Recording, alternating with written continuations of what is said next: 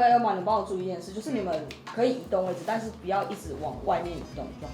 好，外面哦没有，我就是一直靠这边。对，这样是最棒的，这样很棒，这样很棒 ，nice。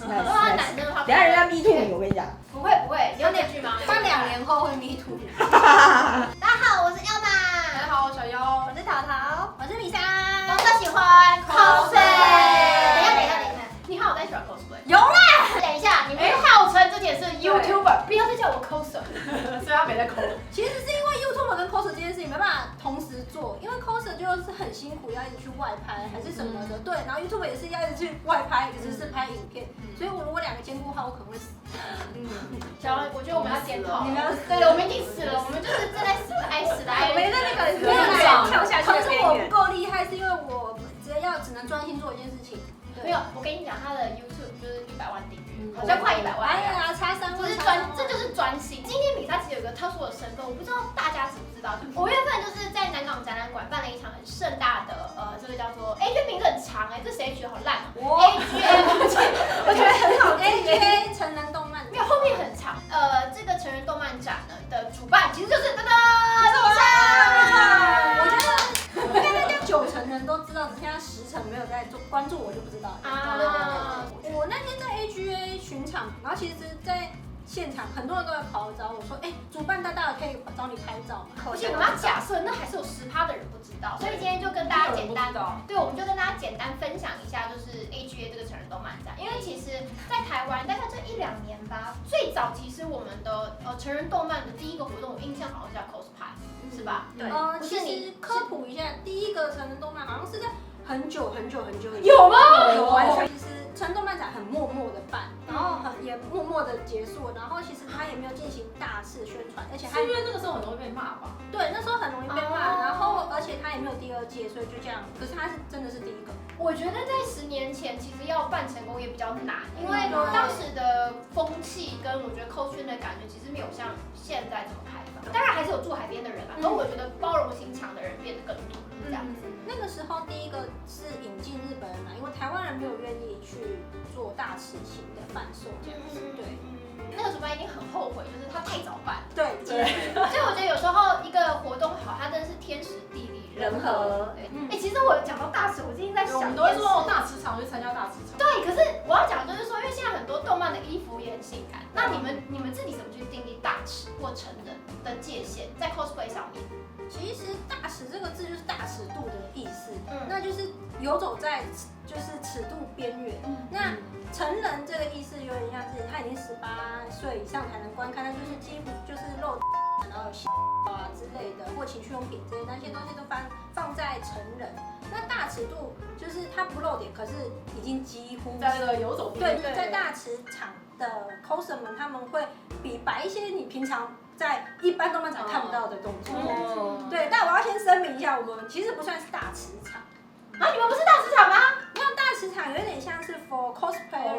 那因为我们有会师摊位，然后也有其他企业摊，那其实他们没有在做大尺，他们可能就是只是卖本子，他们本人在摆摊的时候不会穿的很少，就他们对。那我们有点像是一个大圈圈，就是成人动漫展是一个大圈圈，然后大尺含刮在我们的成人里面。它虽然叫做成人动漫展，但不代表说你进去大家都是3点，就是你看到一堆裸男裸女。对，不会，没有，就是跟我们之前有做一集是在 AGA 街访的一样，就长得一样。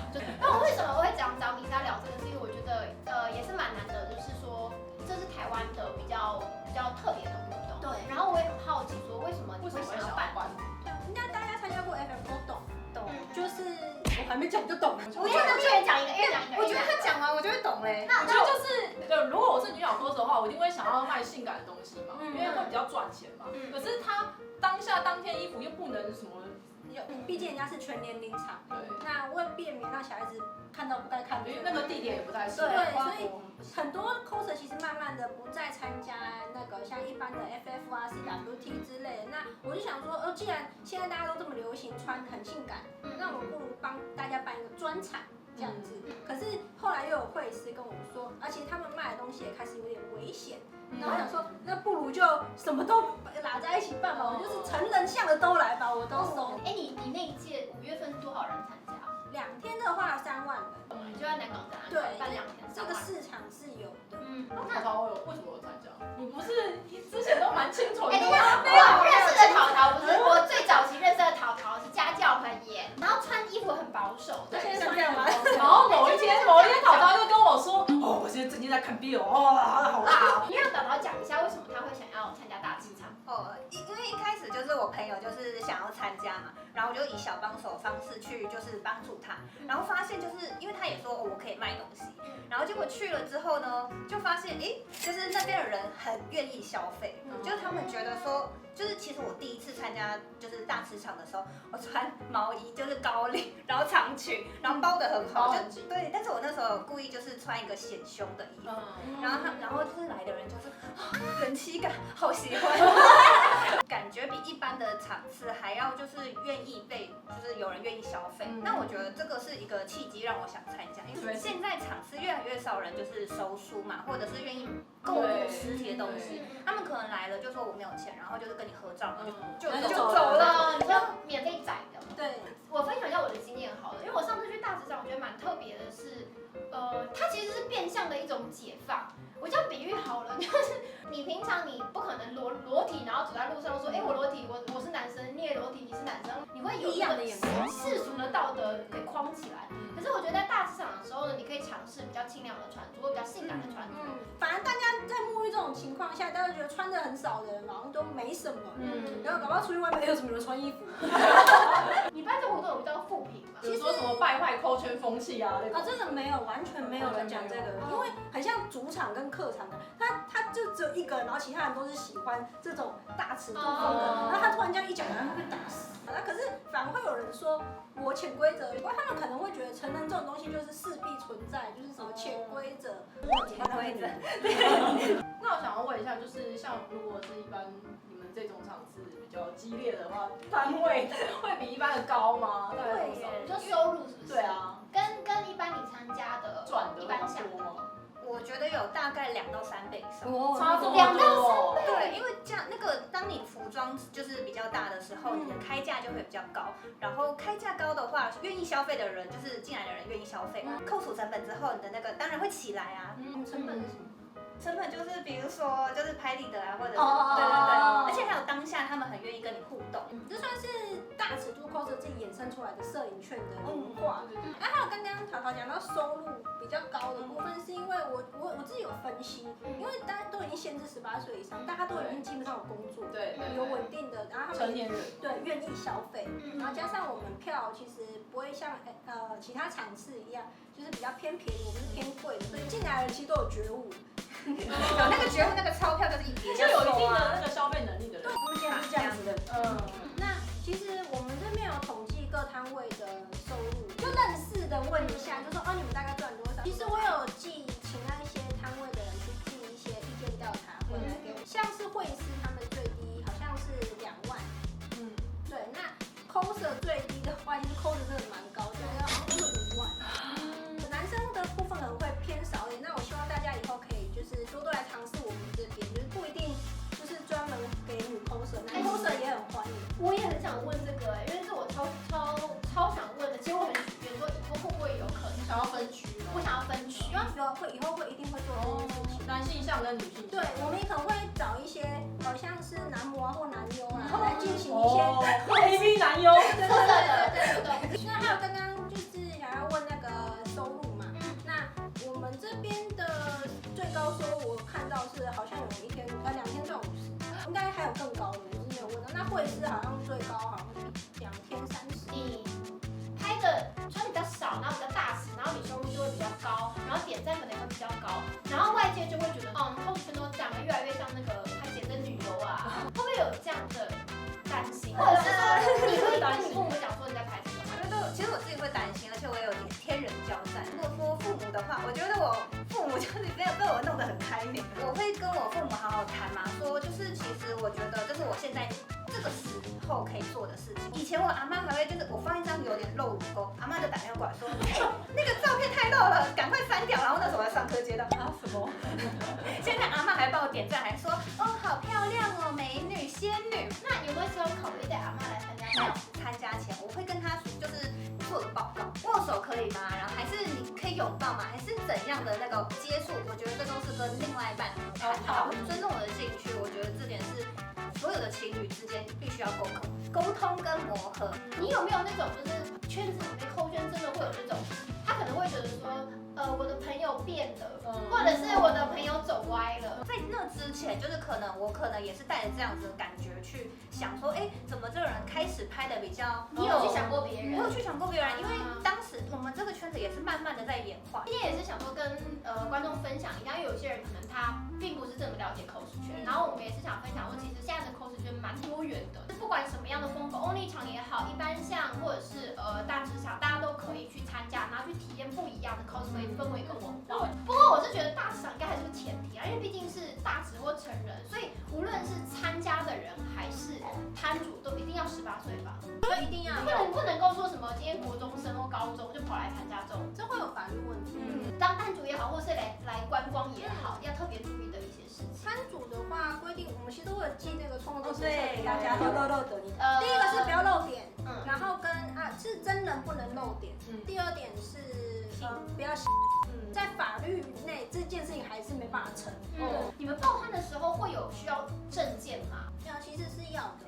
对，然后一般游客的话，也是刚刚讲的嘛，一定要18岁才能进来。可是因为我也有去劝阻，我当下也有劝阻几个在偷拍的，他们其实是不知道不能拍，因为他们平常去参加场次已经拍习惯了，看到 coser 就随手拍一下。那我觉得这种事情可以是慢慢宣导。游客其实不能直播，就是你要录影其实可以，可是要通过人家的同意。可是直播是不管有没有同意都是不行，因为是要保护每个人，万一不然走光，然后他在直播没办法删掉，这是永远没办法复原的状况。那影片还可以剪辑，所以我们其实是禁止直播这件事情。